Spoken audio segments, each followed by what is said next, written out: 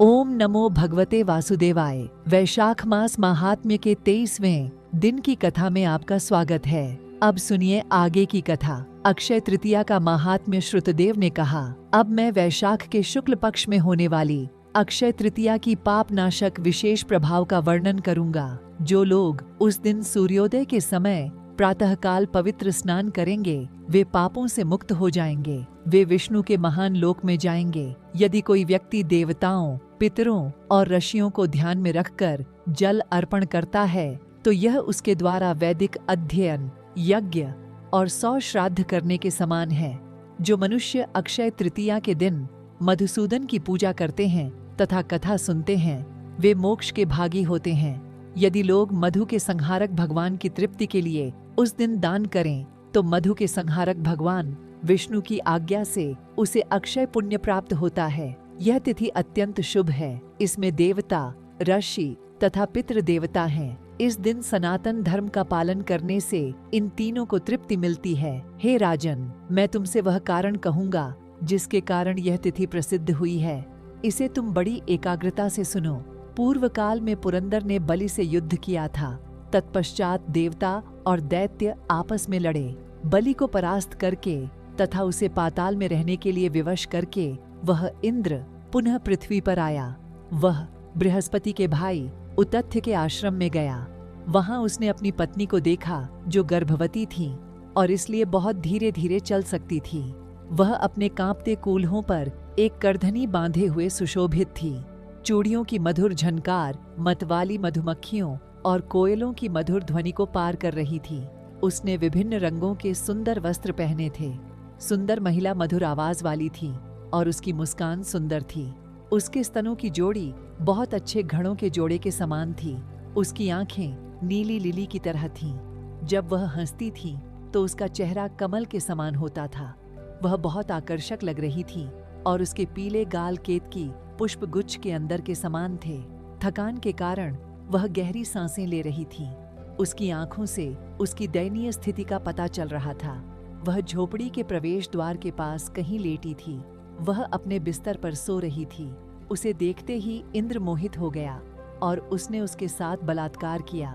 हालांकि वह गर्भवती थी।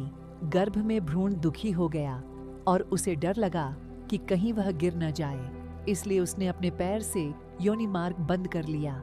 इसके बाद बलि के शत्रु का वीर्य जमीन पर बिखर गया, इसलिए भगवान इंद्र भ्रूण पर क्रोधित हो गए। आंखों के किनारे तांबे की तरह लाल हो गए। उन्होंने क्रोधपूर्वक उसे शाप दिया, हे दुष्ट, जन्म के समय अंधा हो जाओ, क्योंकि तुमने योनि मार्ग को बंद करके मेरा अपमान किया है। इसके बाद दीर्घतपस नाम का पुत्र पैदा हुआ। दोषपूर्ण पाठ। पैर से जमीन पर बिखरे हुए वीर्य से जलत ई का जन्म हुआ। बाद में इंद्र ऋषि के शाप से डर गए और चले गए। इंद्र को भागते हुए देखकर सभी धर्मशास्त्री हंसने लगे। तब वे लज्जित होकर मेरु की एक भव्य गुफा में चले गए। वहां छिपकर उन्होंने महान और उग्र तपस्या की। जब देवेंद्र लज्जा के कारण मेरु पर छिपे हुए निवास कर रहे थे तब बलि और अन्य दैत्यों को गुप्तचरों द्वारा इसकी जानकारी मिली। उन्होंने सुरों पर आक्रमण किया और अमरावती में आनंद मनाया। बलि इंद्र बन गए। जब स्वर्गवासियों का राज्य स्वामी विहीन हो गया तब शंबर सहित शक्तिशाली लोगों ने त्रैमासिक रक्षकों की समृद्धि और धन का आनंद लिया। अपने रक्षक को न जान पाने पर अग्नि को अपने नेतृत्व में लेकर देवताओं ने देवताओं के निष्पाप गुरु पवित्र भगवान धिषण अर्थात बृहस्पति या बृहस्पति से पूछा। उन्होंने उनसे इंद्र के बारे में पूछा, हमारे भगवान कहाँ रहते हैं? स्वर्गवासियों का यह राज्य अपने नेता से रहित है और इसलिए इस पर दैत्यों द्वारा आक्रमण किया जाता है। भगवान वापस क्यों नहीं आते? बहुत समय बीत गया है। हे पवित्र भगवान, हे धिषण, हम उनके पास उसी स्थान पर जाएंगे जहाँ वे इस समय हैं। हम उनसे प्रार्थना करेंगे। देवताओं द्वारा इस प्रकार पूछे जाने पर धिषण ने उनसे कहा, रसातल पाताल में बलि को जीतकर वे उतथ्य के आश्रम में गए। उन्होंने अरशी की पत्नी के साथ बलपूर्वक भोग किया और उनके शिष्यों ने उनकी निंदा की। उन्हें स्वर्ग में वापस आने में शर्म आ रही है, इसलिए वे मेरु की गुफा में प्रवेश कर गए हैं। भगवान शची के साथ वहीं रहते हैं। वे अपने शर्मनाक कृत्य के बारे में सोच रहे हैं। उनके ये वचन सुनकर अग्निदेव को अपना नेता बनाकर देवतागण भगवान के दर्शन करने और उनसे प्रार्थना करने के लिए शीघ्रता से मेरु पर्वत की गुफा में गए। पाकासुर को दंडित करने वाले देवेंद्र को गुफा में छिपे देखकर उन्होंने लोकों में प्रसिद्ध उनके पराक्रम और पराक्रम का गुणगान करते हुए उनकी स्तुति की। हे इंद्र, आपको नमस्कार है। आप सभी देवों के स्वामी हैं। हम दैत्यों द्वारा सताए जा रहे हैं। आपके बिना हम अत्यंत दुखी और निराश हैं। हम अपने निवासों से उजड़ गए हैं और महान दुख में विभिन्न देशों में भटक रहे हैं। इसलिए हे देवेंद्र, आप आइए और शत्रुओं का संहार कीजिए। देवताओं द्वारा इस प्रकार स्तुति किए जाने पर वे गुफा के द्वार से आए। लज्जा के कारण उन्होंने अपना सिर नीचे झुका लिया था और वे अपनी आंखों से भूमि की ओर देखते रहे। वे कुछ भी नहीं बोले क्योंकि उनकी वाणी दुह के कारण अवरुद्ध हो गई थी। यह बात जानकर धिषण ने भयभीत सुरेंद्र से कहा, हे सुरसराज, आप भयभीत या शंकालु न हो। यह जगत कर्म पर निर्भर है। मान अपमान, सुख दुख, लाभ हानि, जय पराजय,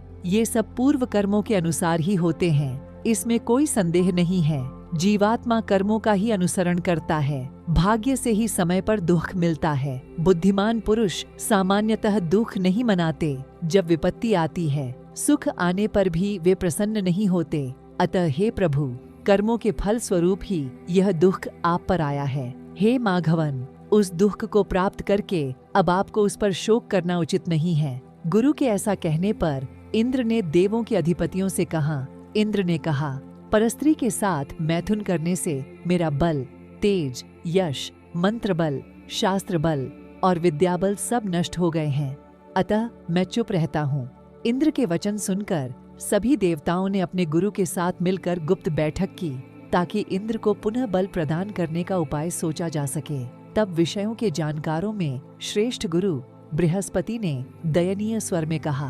बृहस्पति ने कहा, इस मास का नाम वैशाख है। मधु के वध करने वाले भगवान को यह बहुत प्रिय है। इस मास में सभी चंद्र दिन पुण्यदायी होते हैं। यह माधव का सबसे प्रिय मास है। वहाँ भी इस मास के शुक्ल पक्ष में तृतीय तिथि अक्षय नामक दिन सबसे प्रिय है। यदि कोई श्रद्धा पूर्वक तीर्थ स्नान, दान आदि करता है तो उसके हजारों पाप नष्ट हो जाते हैं। इसमें कोई संदेह नहीं है। उसकी समृद्धि दोष रहित हो जाएगी। उसे बल और साहस प्राप्त होगा। इसलिए लाभ प्राप्ति के लिए हम इंद्र से अक्षय तृतीया के दिन तीर्थ स्नान, दान आदि सभी अच्छे पवित्र कर्म करवाएंगे। उसे विद्या, मंत्र और शास्त्रों की शक्ति पुनः प्राप्त हो जाएगी। उसमें पहले जैसा बल, साहस और प्रतिष्ठा होगी। देवताओं के साथ इस प्रकार परामर्श करके गुरु अर्थात बृहस्पति ने इंद्र से हरि को प्रसन्न करने वाले ये सभी पवित्र कर्म करवाए। उन्होंने इंद्र से सांसारिक सुख देने वाले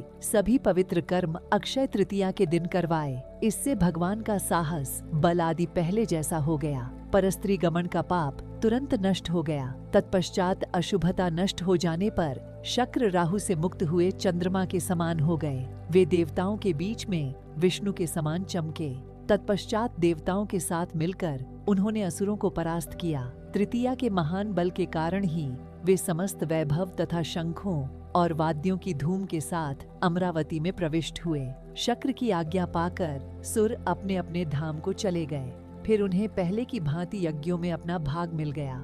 पितरों को पहले की भांति चावलों का भाग मिल गया। ऋषियों को वेदों के अध्ययन से संतोष हो गया। दैत्यों को पराजय का सामना करना पड़ा। तब से अक्षया नामक तृतीया समस्त लोकों में प्रसिद्ध हो गई। इससे देवता, ऋषि और पितरों को तृप्ति प्राप्त हुई। अतएव यह अत्यंत पुण्यदायी है। यह समस्त कर्मों का नाश करने वाली है। अक्षया नामक तृतीया मनुष्यों को सांसारिक सुख और मोक्ष प्रदान करती है। प्रिय साथियों, वैशाख मास की कथा का 23वां अध्याय समाप्त हुआ।